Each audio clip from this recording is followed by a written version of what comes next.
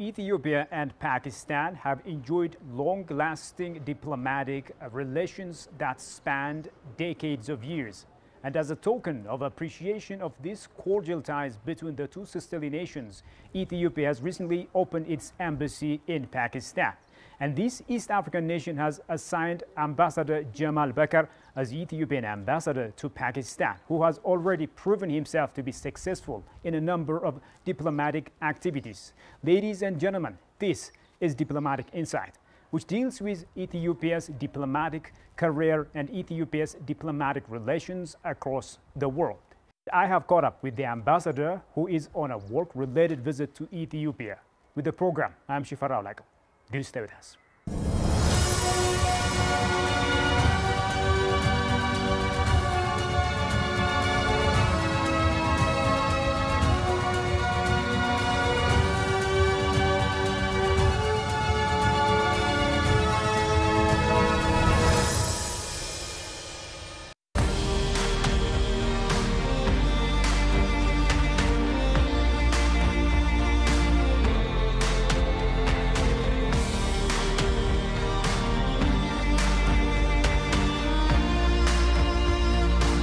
Ambassador, thank you so much for giving me this opportunity.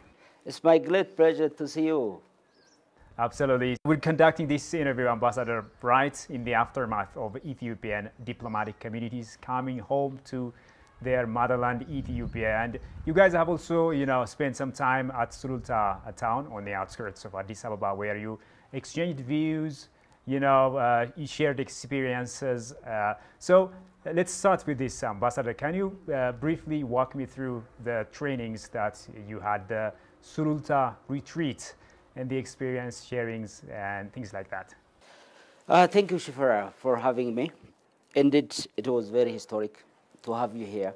Thank you, sir. After, I remember last time also before I depart to Pakistan, you have me. It's a pleasure always meeting you and talking to you on the issues. Thank you, sir. So this diplomatic treat of this year, it has got, as you said, it is, we conducted after 2 years of testing time for our country. And the diplomatic engagements and, the strategies that we have been driving through indeed has enabled our country to navigate and lessen the pressure that has been put upon us. So one of the things that we have seen, in the retreat, the main objective of the retreat was to evaluate the engagement and re-engagement strategies of Ethiopia. And second, also to look into the reform of the institution, the Ministry of Foreign Affairs. And the third is capacity building. Basically, as you know, we are now in evolving and changing international dynamisms.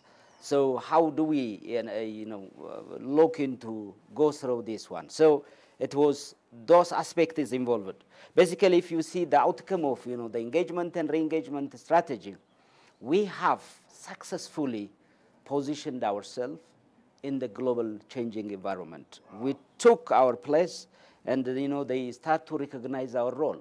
Yeah. As you know, from the very beginning, Ethiopia have said there is no military solution. So it is a peaceful resolution to the conflict.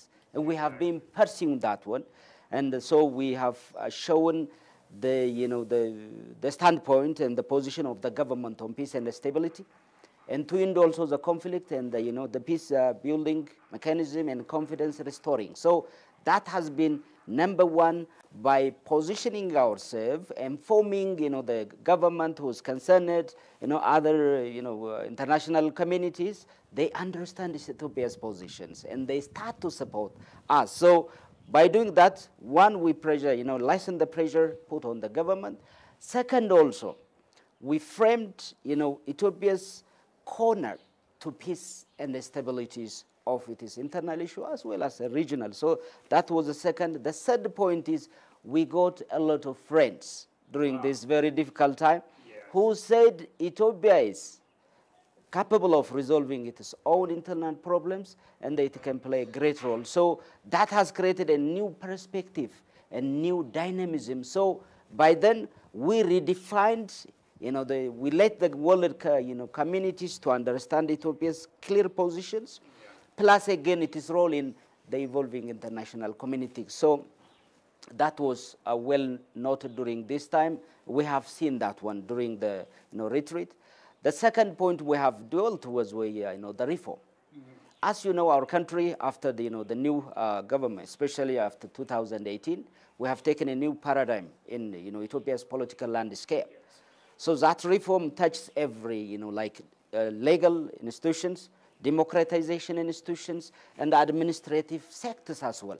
So it would be, Ministry of Foreign Affairs as one of the institutions of the federal institutions, we have deeply, go into reform, which try to frame Ethiopia's, take into account the evolving, current global dynamisms, and how we can just, survive, promote our national interest along in this changing global dynamism. So one thing we have did, reform identified, is we need to strategically relocate ourselves by right-sizing our institutions. Wow. So we moved from previously, as before the reform, it was 62, Ethiopia's embassies and, mission. So we reduced to 53, which is based on right positioning, right sizing. So we will not have also efficiency, effectiveness, delivery, and so, vision success. So we reformed in that way.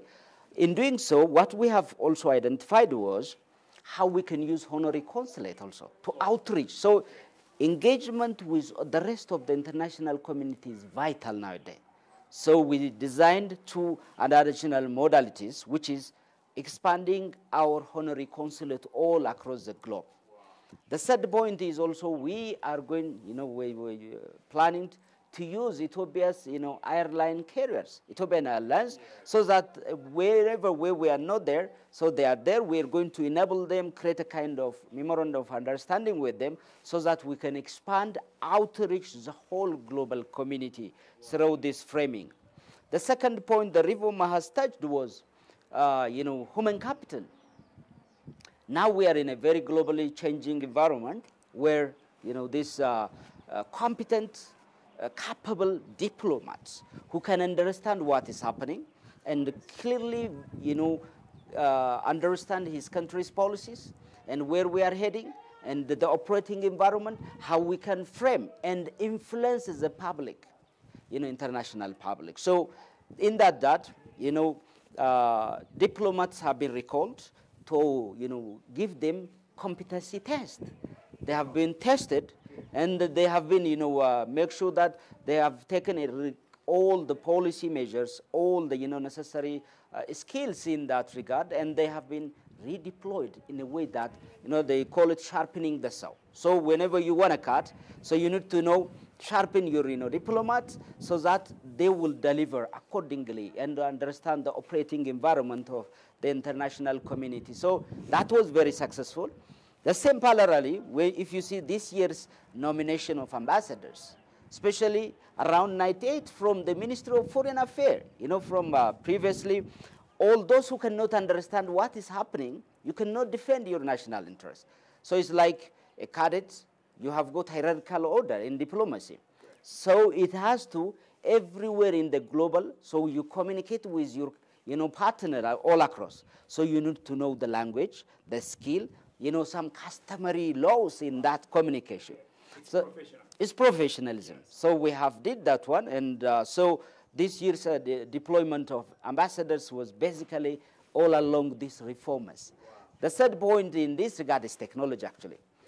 Technology for us is vital because the Ministry of Foreign Affairs associates itself with national interest, a lot of issues. So from end to end, the communication has to be secured. Second, also, the service you give should be very fast, reliable also. So digitalization, what we have done, all the engagement with diasporas also, we lessen by using technology. The third point is visa also processes through digital. So automation of the ministry, it was well progressed, and creating a good working environment, which really, like reforms that has been happening in the headquarters, all the embassies also work all along this. So it has been very huge issues that we have been dealing, and it is one of the very successful retreats I have ever participated. Coming to the training, ambassador, right in the aftermath of your training at Sulta town, the diplomat communities also went to the different wonderful, projects going on as part of the Dine for Nation programs, and you were also one of them that visited the wonderful development projects that Ethiopia has spearheaded. So I want to ask you this question, ambassador: what does the development projects mean to you, personally, and to Ethiopia as well? Indeed, Shifarao, this is a good question. When we have been outside the country, the last 2 years was a testing time for Ethiopia. We are all focusing in ensuring the state continuity, ensuring the territorial integrities and constitutional order. What amazed us, we have visited actually something which is very different. We have seen National Intelligence and Security Service, military headquarters, our Air Force, and we visited also artificial intelligence, others, Gogora. Those institutions I've seen. I've said we rebirths of Ethiopia. We have seen the new perspective. The reform, basically, we have noted, one of the issues that we have noted was, one, clarity of visions and the unity of purpose. The reform that has started in the last 2 years, especially when we are in difficult, the amazing thing has happened due to the clarity of visions and commitment from our leader, from the top strategic leaders, starting from our Prime Minister, all descending to the other leaders. That was unity of purpose, and they know where we are heading, and where we are heading, and what speed we need to go, and how we can measure all along this way. So there is a clarity of where we are heading. So Ethiopia's prosperity is indeed ensuring now. That is one thing we have noticed. The second we have noticed was the leadership's, human resource investment. Always our Prime Minister says, humans is not by end. It is not the means. It is an end by itself. So cultivating those patriotic, equipping them, aligning of human with right jobs, and creating a right framing and continuous metabolism of learning. So we have seen, the potentials already created that can pursue this reform to touch the ground and transform accordingly. So that is the second we have noticed actually during our visit. The third we have noticed is utilization of technology. Very amazing. NIS, National Intelligence Security Service, Air Force, headquarters of defense. Come on, the deterrence capabilities that has been created to, ensure Ethiopia's national security. Okay. That has been in place during this time. Nobody think we are in, difficulties, but we changed the challenge into opportunity. Wow. That is where we have seen the perspective with this country technology deployment. What amazed me, Ethiopia's Air Force, basically it has been there, but they become a workshop that can redesign, re-engineer, and reconfigure, create its capacities, and it is resolution too. I said, this is really Ethiopia's, this has become a red time where Ethiopia's technological accumulations, innovations, and creating capability has been indeed at its highest time. Last time when the Prime Minister tried to inaugurate the shows of defense, joint defense, yes. He said the technological accumulations, for deterrence of anything, yeah. Capabilities, and also if anything come to us, we can accomplish within a few, with a small casualty. So technological accumulation is the one that ensures our prosperities, our sustainable development, ensuring the reform. The fourth point we have noticed, Shifara, very amazingly, was institutional capability. Okay. Previously, as those NIS, yeah. Defense, Air Force, all are political allegiance. Now the reform says these are institutions, national institutions, should be free of, independent of any political affiliations. Wow. So there is a paradigm shift. They are there to serve the national interest of Ethiopia. So they are intergenerational. They have been creating capabilities in that regard, which goes beyond the time. So that narrations has been already there, and it is indeed changing. So the other point we have noticed lastly in the Gorgora we went. This Gorgora project is a brainchild of our Prime Minister.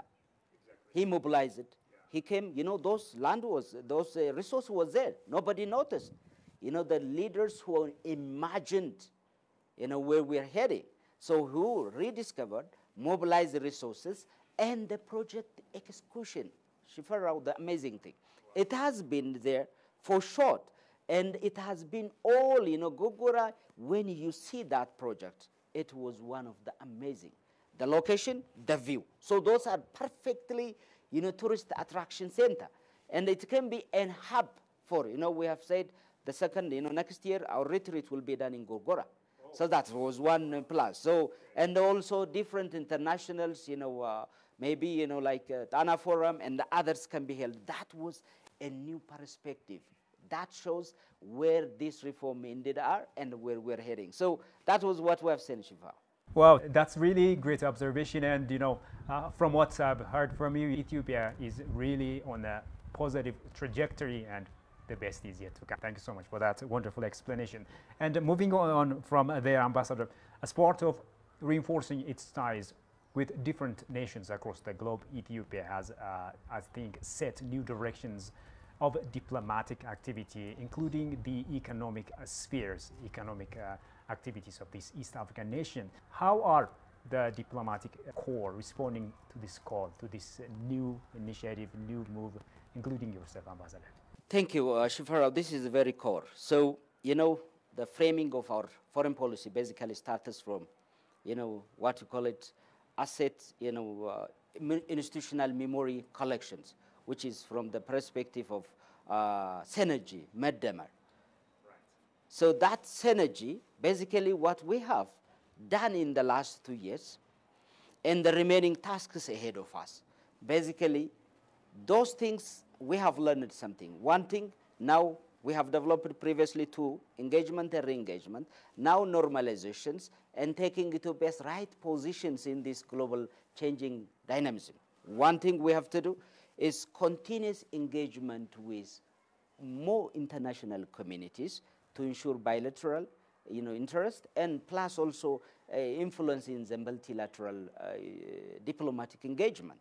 So to do this, one we have identified is continuously engaging with all stakeholders, basically the Western countries, the Asians, the Africans, trying to transform so that Ethiopia, they make clear that Ethiopia's positions and the clarity of what we're doing in this regard is one thing. The second is public diplomacy, actually. Ethiopia, we need to rebuild our image. In the last 2 years, something has happened to us, and we have to show the realities, what is happening, and try to rebuild and inform the international communities what Ethiopia is doing through engaging our diasporas. Our diaspora is very critical, especially they have did in, very marvelous task in ensuring Ethiopia's national interest through, informing and lobbying, international communities and make them understand the perspective of Ethiopia. So we will continuously do this one. The third point we're going to do is mobilization of reconstructions and mobilization for rehabilitation. So we have been seriously affected by the conflict. This will need all stakeholders, international communities, especially those donor countries. Last time, as you remember, our Prime Minister was in the USA, African Summit, and he met with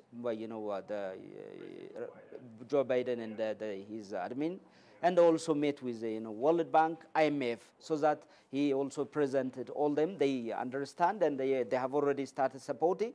As you know, the World Bank has donated 750 million USD. So the IMF is also underway. So we are going to engage with all our development donors of different countries and informing and also enabling to go out of this, reconstruct this country. The fourth point is what we're going to do is also making sure that, our transboundary resources, Ethiopia is principled on this one. As you know, we are building Grand Ethiopia Renaissance Dam.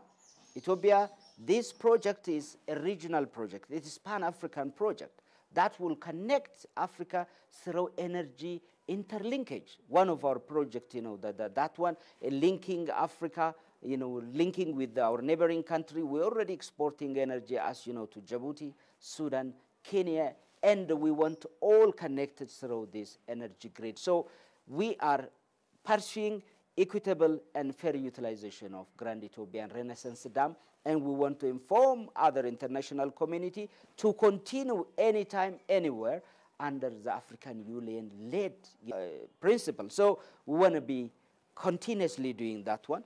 The first point is economic diplomacy, actually. It is very critical for us. So, we need to attract foreign direct investment who can create jobs, technological transfer, and also, know-how and penetrate also in the global market. So we need to mobilize, create also, expand markets for agricultural and manufacturing product, promoting Ethiopia's tourism so that also they will come, and technological transfer and capacity building. So it is a huge programs ahead of us. We are going to work on those, and we are very ready, and we are very also, motivated to pursue this cause. Interesting, Ambassador, interesting indeed. Going on from there, let's also talk about the Pakistani-Ethiopia relationship. As you know, Ethiopia and Pakistan have enjoyed long-lasting friendship relationship, spanning decades of diplomatic ties. As you know, also, Pakistan has stood by Ethiopia in trying and difficult times. So what is the relationship between Ethiopia and Pakistan like now as we speak, in your evaluation? Really, this ended as a founding ambassador of Ethiopia's, mission in Pakistan. It gives me a privilege, indeed, that Ethiopia and Pakistan, since we had, established our diplomatic engagement goes in 1958, they have opened their embassy in 1973. So that perspective is very important, that basically what attaches us, number one, we share a global, collective responsibilities and peace and security. So Pakistan and Ethiopia, our fellow, under the helmet of United Nations, they fallen for the cause of, international peace and security. We have did this one in Somalia, DRCs, and we have been cooperating along this line. So this one will be more strengthened after this, and in a very synergetic way. The second is, Pakistan's believe on our countries, especially, during this testing time, we also get a lot of partners. One of those is Pakistan. When politically motivated sanctions levied on Ethiopia, they said, no, Ethiopia has the capabilities, it's a long-standing state that can resolve its internal life through all established institutions. And they said no to internal, external interventions. We are very grateful for them and all others who stood by us, who believe in our Ethiopia's cause. That was very important. So our relationship is flourishing than any time in history of the two countries. So since we are there, we have already met with different officials. Especially, we laid now a foundation of political consultation at high level. That agreement has been finalized, and it will be signed during the official opening of Ethiopia's mission in Pakistan. That was already done. The second point we're going to focus is institutional collaboration along, be it trade, investment, and the Chamber of Commerce's attachment. So we already create that kind of platform, and that will be also signed in the meantime. The third is technology transfer and capacity building. Okay. We have already talked with all the institutions in Pakistan, and here back also, we have agreed on, technological and science, innovation, transformation. So that platform also will be signed during the. So we have within a short period, there is a strong appetite from the two countries. We said we are in honeymoon period, and we're moving very fast and collaborating all across at regional, international level. Let me come to you, Ambassador. You are the first Ethiopian ambassador to Pakistan in the aftermath of Ethiopia's opening of its embassy in Islamabad. So obviously this is historic and pioneering by itself, and as such you have your own opportunities and history. So I want to ask you this, ambassador, as well. What are the opportunities as the first ambassador to Pakistan, and do you face any challenges being the first? Yes, this is very good actually. Look, Shifarao, when I go there, it's like you're going into a place where you don't know, actually. When you are a founder, it's an adventure like that. Yeah. The good thing, I'm very lucky in establishing Ethiopian mission also. I've did in Bahrain actually. I've established a new Ethiopian mission in Bahrain. We're also a founder like in New Australia and New Zealand also. I'm part of those new team that has found Ethiopian mission in there. So from those skills, yes, that has helped me a lot. So I've tried to identify before I go there where we can link these two countries. What could be the challenge opportunities? I try to lay down actually what opportunities do we have. Number one, opportunities. Our reform has opened a close relationship with Middle East countries. Yes. As our Prime Minister went mobilizing and meeting with all the, leaders in Middle East, engaging also Ethiopian diaspora at UAE, in Dubai. So that has created, the trust between Middle East. As you know, Pakistan has a strong political influence in the Middle East. So that has been, we're coming very close to, due to this reform. So that is one thing. The second also is, Ethiopia's history. As you know, Ethiopia is one of the long, ancient civilized nations. And it is honor of civilization. Nile civilizations is very known in that. And also, apart from that, we have got a big place in Muslim state and Muslim nations.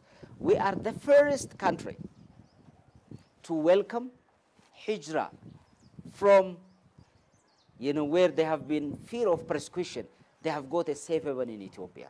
The first Islamic asylum trip, which is hijrah, is toward Ethiopia.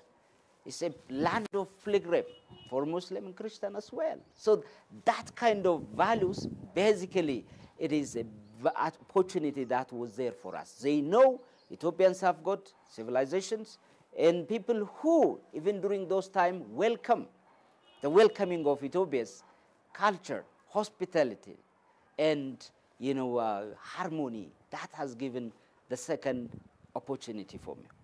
The third point is, basically, the Pakistani mission here doing a lot of activities in informing, in addressing, bringing those, business and students, some few limited, people. So they came to understand in the last 2 decades, Ethiopia have also ensured a good development, which was basically the fastest growing economy in the globe. That has created a kind of a good image in there, which is a good opportunity.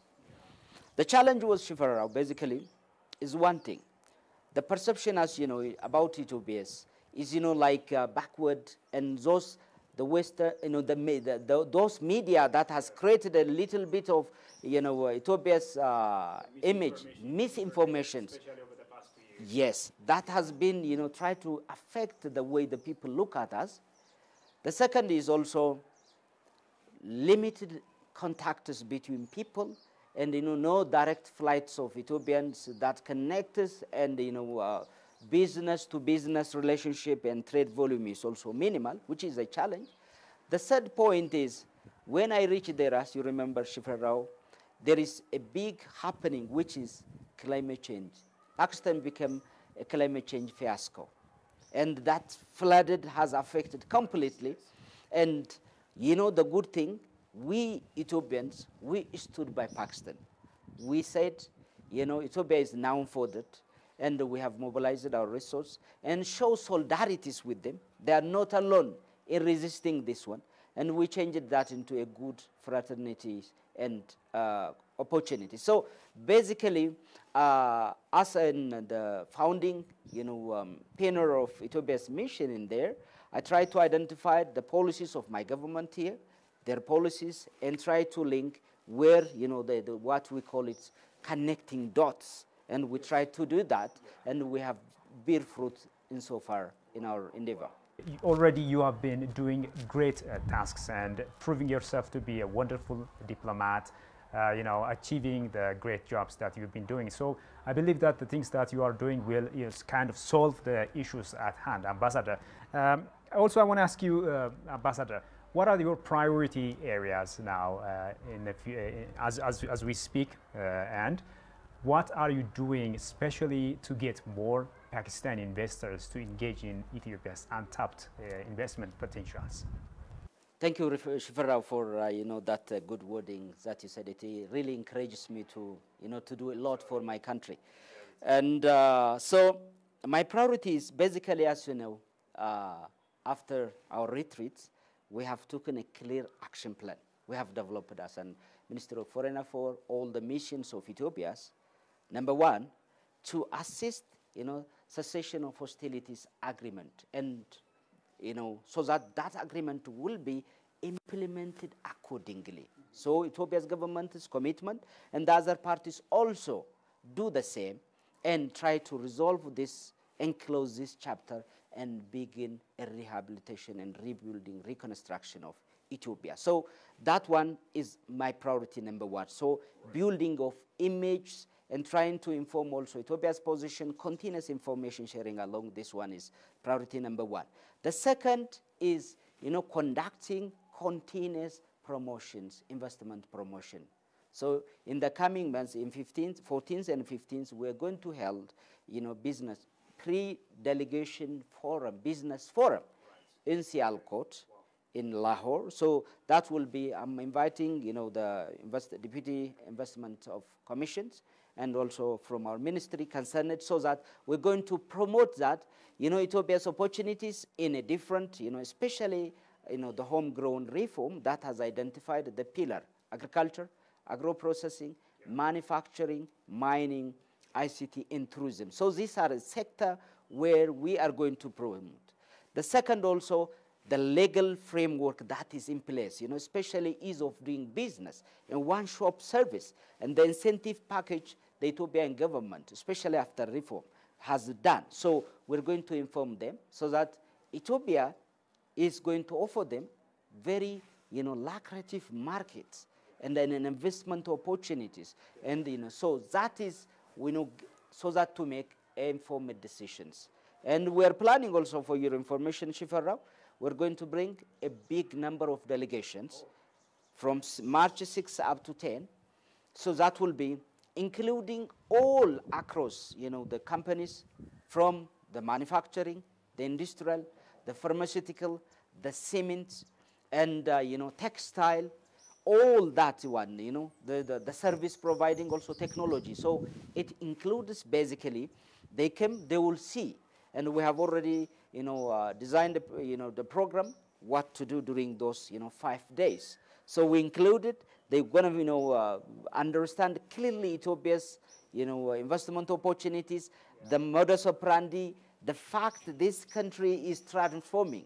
They will see, and I'm quite sure they will, fall in love with Ethiopia's progress, and they will invest and locate themselves. Actually, one thing is very important.